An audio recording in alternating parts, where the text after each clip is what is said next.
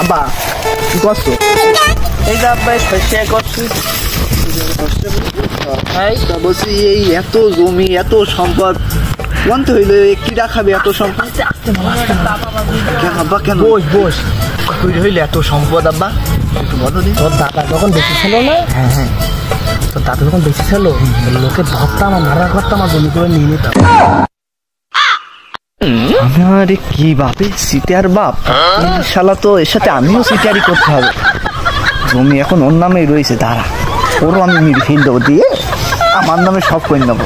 তারা হস্ত খেতে কি করলে কি হয় একটু বসে বসে বুদ্ধি নি।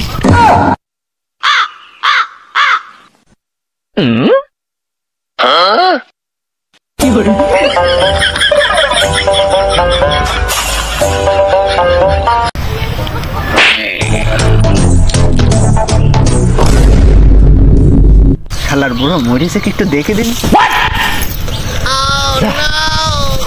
ক্লিয়ার মাল ক্লিয়ার, সম্পত্তি সব আমার।